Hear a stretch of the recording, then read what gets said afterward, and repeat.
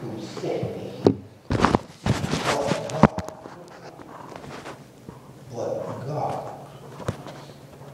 he made his father to Pharaoh, Lord of his entire household, and ruler of all Egypt. Ruler of all Egypt. On this Wednesday of October 21st of 2012, I'm coming to you from the topic, there's a king in you. Amen. There's a king in you. Amen. You would think with all this technology that I wouldn't have so much stuff up here. I know it's good. I need paper. Anyway, I am sure most of you know the story of Joseph. How many times has preachers said that? Coming from a familiar text. And it might not be familiar to everybody. Right. So I can't assume that everybody knows the story of Joseph. Right. So let's back up to chapter 37 in Genesis. Right. In chapter 37 in Genesis, you have Joseph when he was 17 years old. And he had a dream. God had a dream. You see, Joseph had a little friction between him and his brothers. And this happened because their father Jacob favored Joseph more than the others. Right. You know how it is when you tend to favor one sibling over the other. That tends to cause problems between the siblings. But let me tell you that you don't have to even be brothers and sisters to have problems between you all. You can be cousins. As a matter of fact, every time when I was younger, when I went down to Kentucky to see my family, there was problems with me and my cousins. Because I tended to be the one that got favored. You know, when you go down south and grandma's cooking Sunday dinner, and you come in and say that you don't want to eat Sunday dinner, but you want McDonald's, and they gonna get you McDonald's, that's gonna cause some problems between you and your cousin. Because they're not getting McDonald's, they gotta eat what grandma cooked.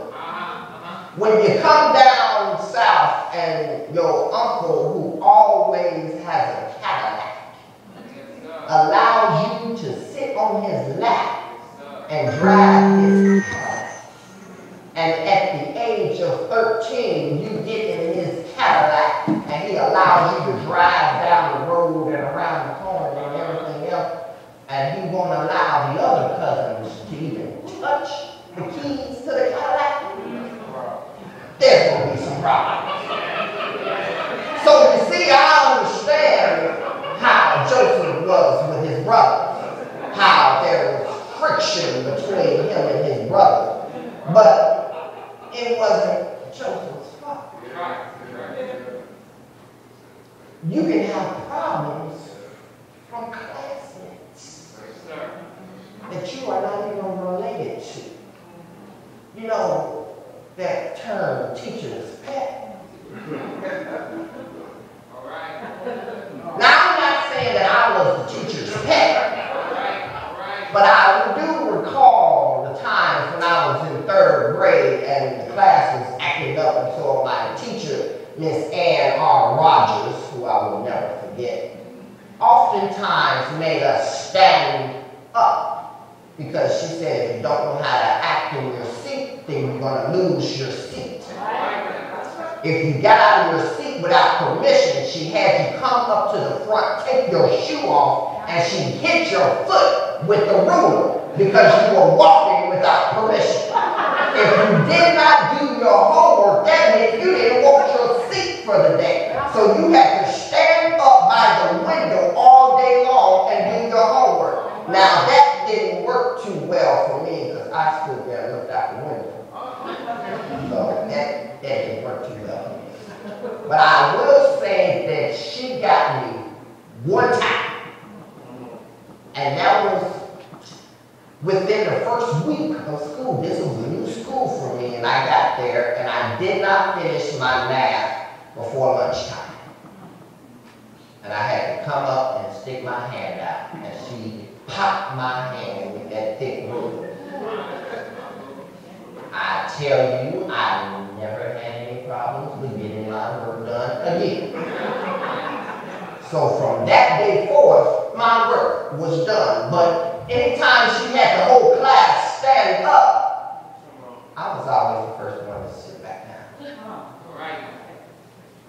Because, see, there was a thing called fear.